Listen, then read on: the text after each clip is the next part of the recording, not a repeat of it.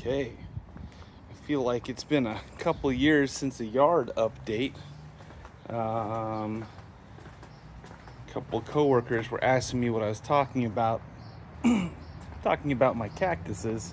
So I thought that I would just do a quick video that basically breaks down this whole yard in my attempt at native revegetation of my yard.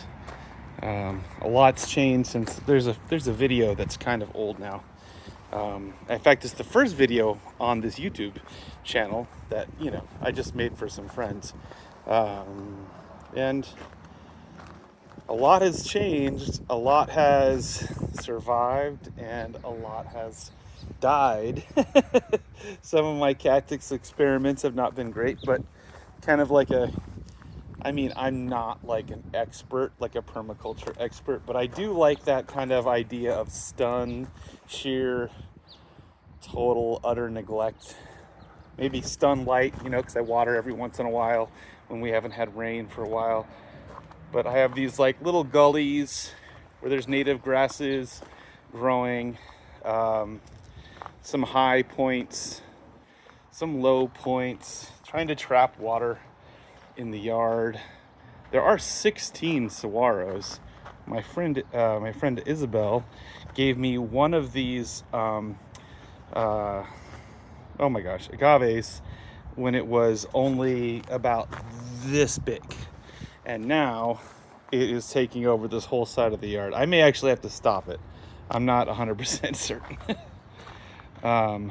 But yeah, I've got a whole little riparian situation happening over here now.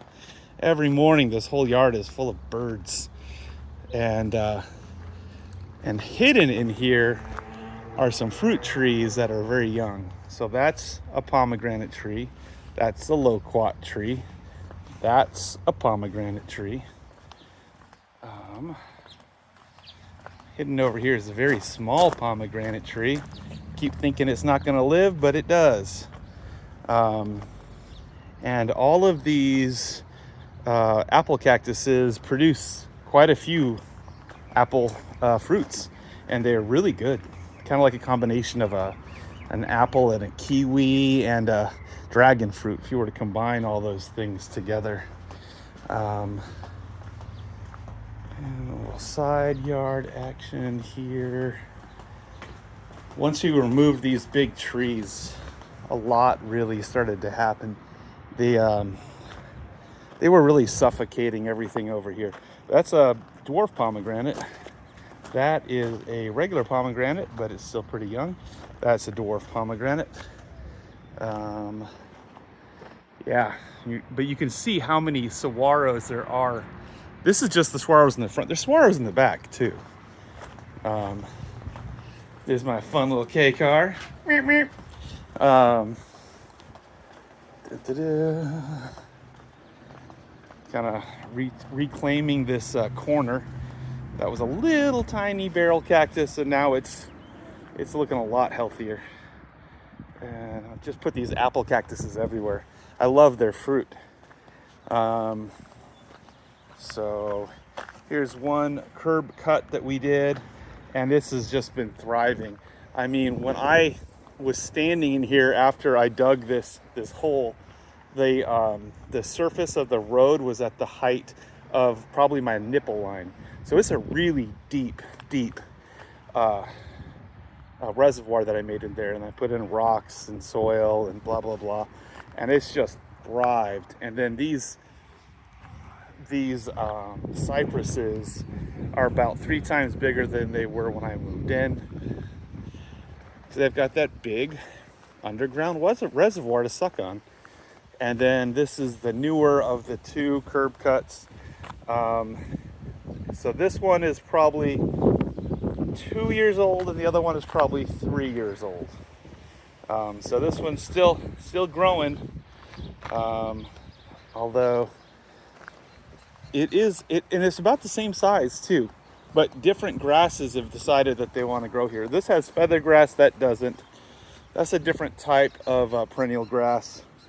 Feather grass is interesting, but it's not as fun Uh, but yeah, you can really see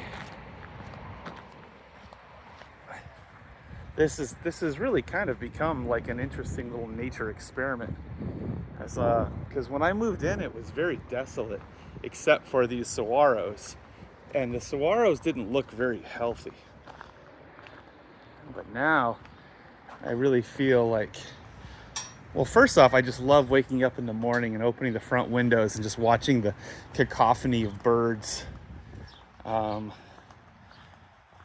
And these guys, euphorbias everywhere. These guys, this is an experiment that I need to deal with.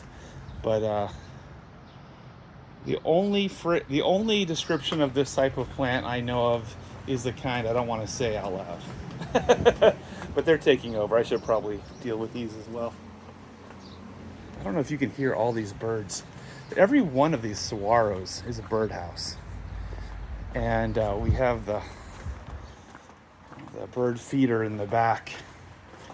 And it's brings in a lot of sparrows, and they just never stop swacking at each other.